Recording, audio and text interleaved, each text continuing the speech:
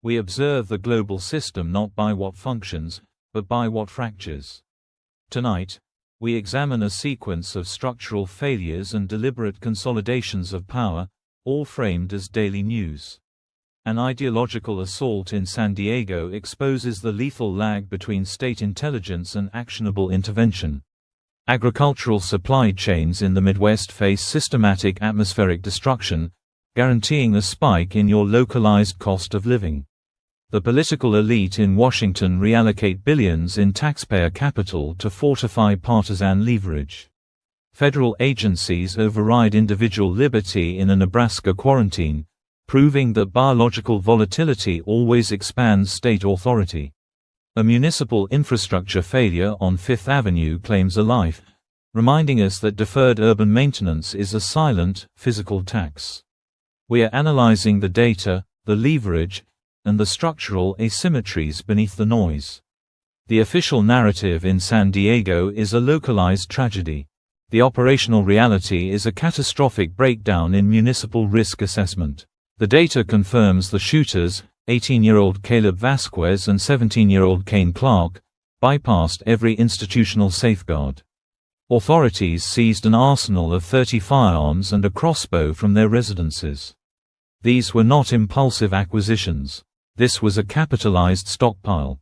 2 hours before the first shots shattered the windshield of their vehicle, narrowly missing a landscaper and forcing civilians into cover, the system received a direct warning. Clark's mother provided law enforcement with the exact variables required for intervention: a suicidal individual, stolen weapons, and a missing vehicle. The state had the data. The state failed to process that data into action. The resulting administrative vacuum allowed the shooters to target an Islamic center. The cost was 3 lives. Let us trace the leverage. These teenagers were radicalized online. This is the predictable, documented output of social media algorithms engineered to monetize polarization. Tech conglomerates extract profit from the attention economy. The local community absorbs the physical casualties. The perpetrators left behind a manifesto blending anti-Islamic, anti-Semitic, and anti-establishment rhetoric, culminating in their suicides near a container marked with a Nazi symbol. They possessed no coherent geopolitical ideology. They possessed only a desire to disrupt. The individuals who ultimately mitigated this structural failure were not state actors. They were private citizens facing total asymmetry. Amin Abdullah, Mansour Kazia, and Nair Awad. Abdullah engaged the shooters directly, drawing their ballistic trajectory away from the 140 children inside the mosque. In the midst of the exchange, Abdullah utilized a radio to broadcast a precise lockdown protocol to the facility's staff. He calculated the threat, recognized the absence of state protection, and spent his own life to secure the perimeter. That is not a simple tragedy. That is a tactical sacrifice. The authorities are now analyzing the electronic devices, searching for a network. They will likely find only the echo chamber of the algorithm. We pivot to the Midwest, where atmospheric volatility is actively dismantling agricultural infrastructure. Funnel clouds have traversed 5 states, generating over 300 severe storm reports in a single day. The visual data of shredded barns in Kansas and localized flooding in Missouri is compelling, but the true impact is strictly macroeconomic. When a tornado destroys a farming compound, it removes agricultural yield from the market and disrupts logistics. This is an immediate catalyst for supply chain inflation. Within the next fiscal quarter, you will pay for this weather at the grocery store. Simultaneously, the Sandy fire in Southern California has consumed over 1,400 acres. Residents evacuate under orange skies. The immediate threat is thermal. The long-term reality is the destabilization of the regional insurance market. As the burn perimeter expands, underwriters withdraw. Homeowners are left absorbing catastrophic risk or paying premiums that vastly outpace wage growth. On the East Coast, New York City triggers an unprecedented May heat advisory, with temperatures breaking records in Boston. This thermal pressure accelerates the degradation of the power grid, forcing utility monopolies to pass emergency maintenance costs directly to your monthly bill. The environment is unstable. Your capital is the casualty. We move to Washington, where the executive branch is actively demonstrating how state capital is deployed to purchase political immunity.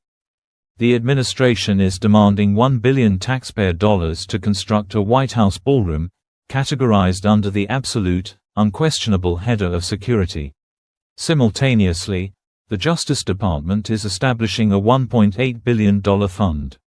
The stated objective is compensating political allies allegedly targeted by the previous administration. The operational function is a massive transfer of public wealth to solidify a loyalist base. Furthermore, the executive has leveraged legal action against the Internal Revenue apparatus into a sweeping settlement. The terms are structural. The federal government is now indefinitely prohibited from pursuing specific financial claims against the executive family. That is not a legal victory. That is the systemic elimination of future liability. When political leaders adjust the machinery of justice, your taxes fund the settlement. Even senior legislative figures are signaling resistance to this consolidation of leverage. Meanwhile, the executive tests this machinery in the midterm primaries, attempting to purge dissenters in Kentucky and install loyalists in Texas. A minor explosion near a Pennsylvania polling site was deemed statistically irrelevant to the elections. The real volatility is in the budget. In a related geopolitical maneuver, federal authorities are preparing an indictment against Raúl Castro, to be announced in Miami on Cuban Independence Day. An indictment of a former foreign head of state is rarely about justice. It is a diplomatic weapon. It is designed to exert asymmetric pressure on an isolated economy while signaling strength to a highly specific domestic voting bloc. It is leverage, subsidized by federal resources. We turn now to a fundamental test of civil liberties disguised as a public health protocol in Nebraska. The Centers for Disease Control has executed a federal override. 2 American cruise ship passengers exposed to Hantavirus, along with 16 others, are no longer volunteers in their isolation. They are detainees. The state has mandated their containment at a medical facility until May 31. Consider the data on Angela Perryman. She tested negative. She exhibits 0 symptoms. She planned to isolate independently. The federal government informed her that leaving the premises would trigger an immediate law enforcement response. Observe the legal mechanism. A negative diagnostic test does not negate state authority. When biological variables emerge, your constitutional mobility is instantly subordinated to federal risk management. This biological volatility is not a domestic anomaly. American surgeon Peter Stafford has been extracted to Germany to receive emergency care after testing positive for Ebola.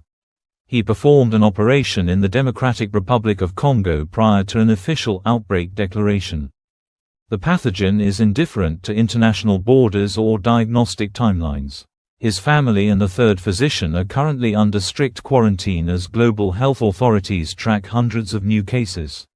A localized viral failure in Central Africa immediately activates emergency medical logistics in Europe and quarantine protocols for American citizens. The global system is highly integrated. A structural fracture anywhere is a fiscal and biological threat everywhere. In Virginia, the state is attempting to quantify administrative failure in a court of law. Former elementary school assistant principal Ebony Parker faces 8 counts of felony child neglect. The metric is brutally precise. The state assigned 1 felony count for every bullet loaded into the 9mm handgun brought to school by a 6-year-old. That student shot teacher Abigail Sverner, a failure of security that has already cost the district $10 million in civil liabilities. Parker faces up to 40 years in a penitentiary. The prosecution argues she ignored 4 direct warnings of a firearm on the premises. This is a precedent-setting transfer of liability. When the systemic variables of a fracturing social fabric result in an armed first grader, the state requires a legally viable scapegoat. Middle management is now absorbing the criminal liability for a societal failure to intercept a lethal weapon. Industrial logistics demand perpetual motion, but physical materials possess hard limits. We have visual data regarding the catastrophic cargo plane crash in Louisville. An engine detached mid-flight, obliterating commercial structures and claiming 14 lives, including 3 pilots. The official investigative conclusion is metal fatigue. The structural reality is that relentless supply chain efficiency is often prioritized over the microscopic degradation of aging fleet infrastructure. Capital moves at maximum velocity. The physical margin of error is zero. In Manhattan, we observe the ultimate failure of municipal maintenance. A 56-year-old woman exits a vehicle on Fifth Avenue and plummets into an open utility shaft. The resulting injuries were fatal. Consolidated Edison acknowledges that a multi-axle commercial truck dislodged the cover 12 minutes prior to her arrival. This is the localized reality of urban decay. Billions in global capital are routed through this specific geographic zone, yet the physical street grid cannot sustain its own commercial traffic. You do not merely pay for infrastructure through taxation. When the state fails to secure a cast iron plate, you pay with situational awareness, or you become a casualty of the pavement.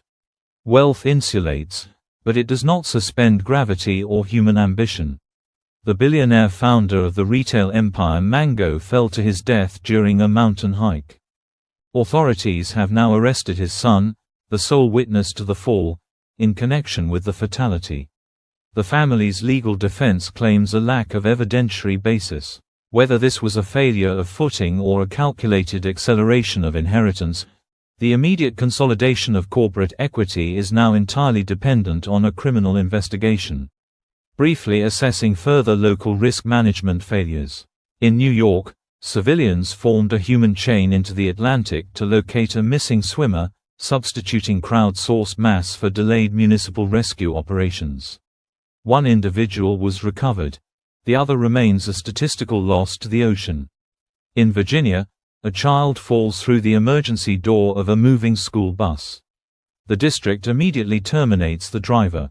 Bureaucracies consistently neutralize the lowest-level employee to protect the administrative hierarchy from systemic liability. We conclude with an anomaly. An individual asserting leverage over her own timeline. Billie Jean King, at 82, has acquired a university degree, 65 years after her initial enrollment. King dominated the geopolitical landscape of professional athletics, capitalizing on her global platform to force structural equity into an industry engineered to marginalize female capital. Today, she possesses a custom gold stole declaring her the greatest of all time.